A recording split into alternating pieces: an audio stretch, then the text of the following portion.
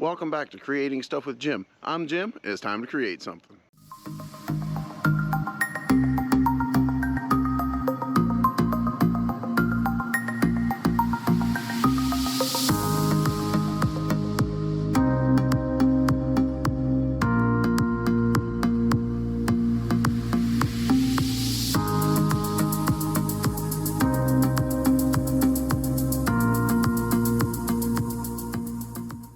We're back, and as you can see, I got Inferno up on the rack and I got them turned around backwards, and you're going to find out here in a little bit why I turned around backwards on the lift. But now we're going to get ready to start tearing the front suspension off and start and get ready to put that front axle in. Now I'm just going to walk you through a little bit. I'm going to show you briefly what I'm going to do. Okay, this is the stock independent front suspension. Basically, all this you see right here is coming off. This is has a 4-inch suspension lift, which the suspension lift, the knuckles, and the differential I'm giving those back to the guy I got the truck from. So, but after I take all that stuff off, even the frame brackets where the IFS is mounted to the frame, all this stuff is getting cut off. So this frame is going to be completely clean of suspension brackets. Now that we're underneath the truck briefly, more stuff is going to come out. Right now we're focusing on the front suspension. We're not taking the rear suspension out just yet, and that will make sense here in a little bit. But I'm also taking the fuel tank out. The reason I'm taking the fuel tank out is because I'm running the exhaust system down the passenger side of the truck. The exhaust system normally came down the driver's side of the truck, and I'm moving it over to the passenger side. And that's just because the transfer case I'm using. Then last but not least, all my fuel lines, brake lines, and everything is coming off the frame rail. And if you can see all the way up there, like right there, that's the exhaust flange for the exhaust the crossover pipe. That's where my exhaust system's coming from. So it's going to come right down through here. So that's why the fuel tank's going to be in the way. And I'm also moving it for other reasons, which I gotta leave you in suspense over something, so you'll have to stick around to see the other reasons. Well, that's enough yakking for now. The truth is, at this point I hope you like time lapse, because there's gonna be a lot of time lapse of music, because taking all this stuff apart and cutting all this stuff off, there's nothing technical about it. It's just a bunch of bull work. So with no further ado, let's get into it.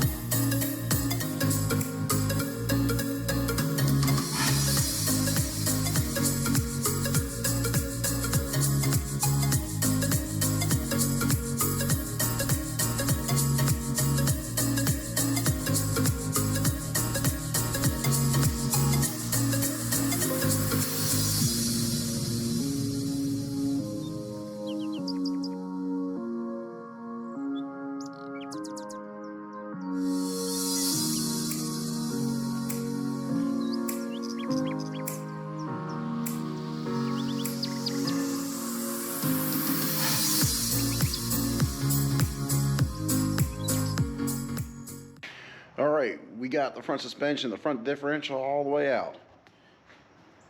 Wow, that's starting to look pretty good.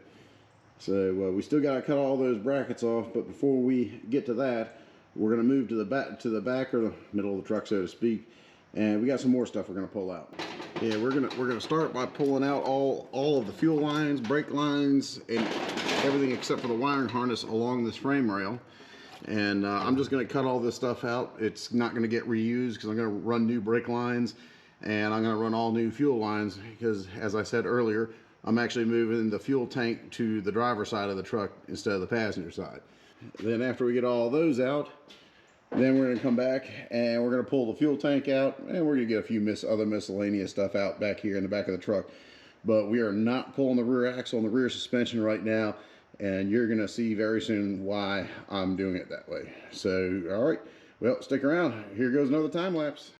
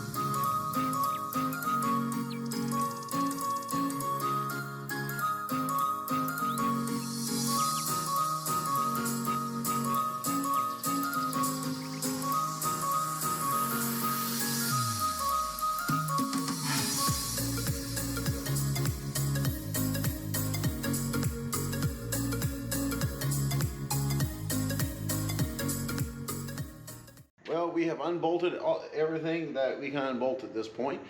Now we're going to get the oxyacetylene torch out, and we're going to cut these IFS frame brackets off. And this truck is going to be at the point of no return. Once I cut these brackets off, it'll never be an IFS truck again. If someone wants an IFS truck, this thing is more likely to go into the scrapyard than to get these welded back on. So they're going to come off in multiple pieces, as you're going to see. So anyways, well, we're going to get to it. But also, I do want to point out one thing real quick on because I will be using oxyacetylene torch to cut all these brackets off. And you're going to notice that, please, just a quick note, I hate to sound like Norm Abram on New Yankee Workshop, but here's a word about shop safety, is always wear safety glasses.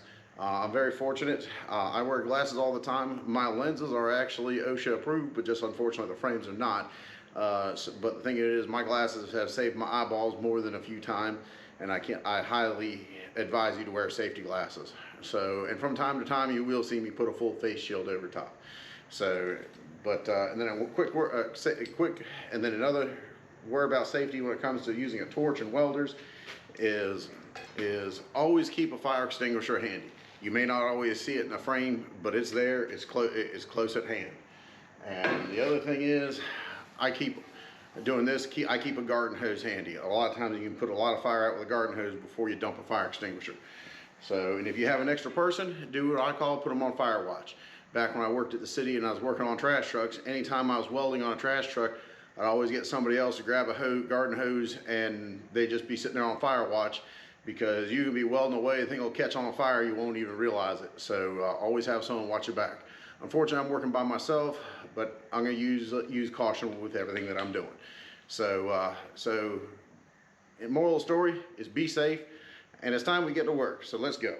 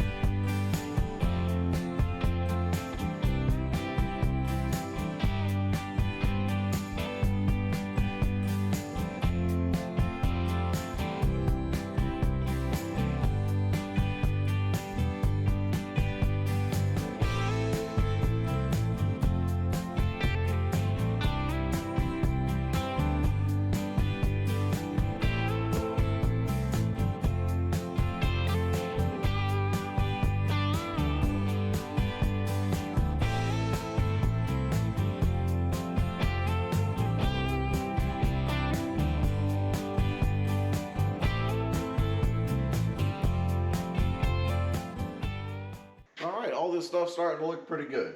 I know it looks like an alligator cut it, is what it is sometimes. I don't have the best torch. I'm not the best cutter. But they're coming off. All this is going to get cleaned up, so don't worry about it. We're going to have an entire day solely to grinding. We're going to have a grinding day. So, but that's not going to happen today, but that's going to happen. So I'm not going to bore you because there's going to be a whole lot more of this. When I cut, I still got a few more stuff I got to trim off. I got to cut a little bit more off of this. I still got to do the other side, and I might do some a little toward the back of the truck and on the inside of the frame rails. So I'm not going to bore you with all that kind of stuff because it's all going to go more or less the same way that it is. Going to molt it red hot, make a lot of sparks, and the part's going to fall off. So anyways, it's we need to get back to work. So we need to quit this yakking and get back to work. What do you say? All right, I'll bring it back so you can see what it looks like when I get them all cut off. Well, there you have it. IFS no more. So that was a little bit of work. But IFS is gone. And keep in mind, we're going to do a lot of grinding to clean this up like it's never been in there. So I even got off all the brackets on the inside of the frame rail. So once again, I'm going to have a grinding day with a couple of guys come out here, and all this is going to get cleaned up like it never had a bracket there to begin with. So.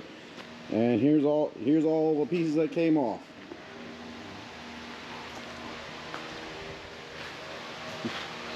Well, now you get to see why I put Inferno on the rack backwards. So because I got to pull this truck out of the shop, even though it has no front end on it, and just so we can do some grinding. So let's get to it.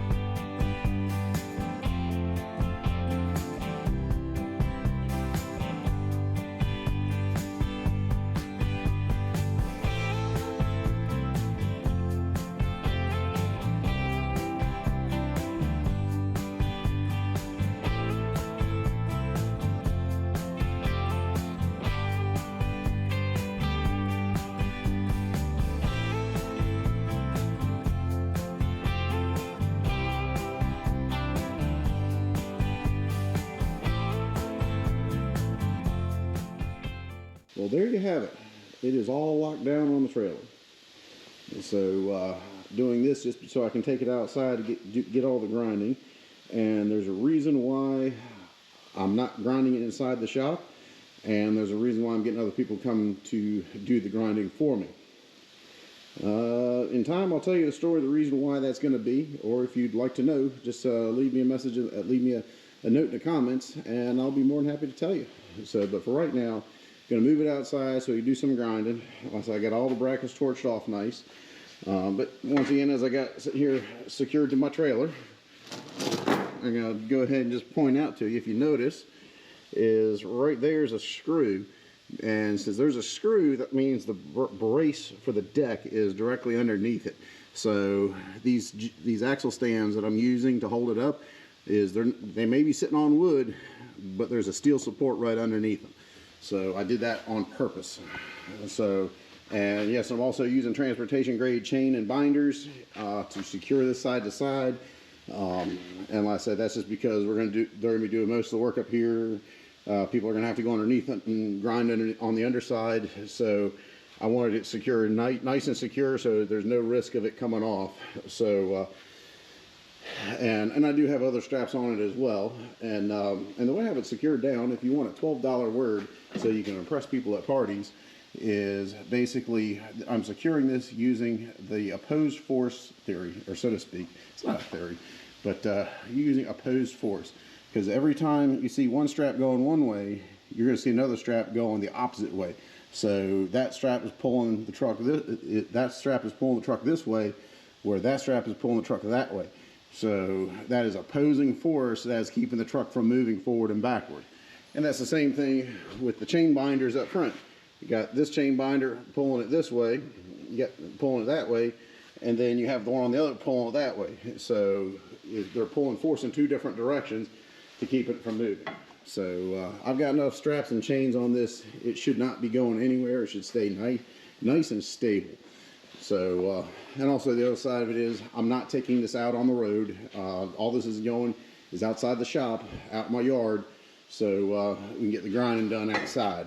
So, well, I'll tell you what, this is, I think we need to go ahead and pull this outside. And unfortunately, we're not going to be grinding on any at all today. So that's going to be another day, but let's go ahead and pull this out of the shop. Well, that's about going to be it for this video. If you enjoyed the video and you're not subscribed to my channel, please subscribe. And also, if you enjoyed it, please share it with your friends.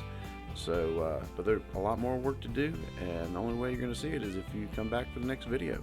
So until then, I'll see you.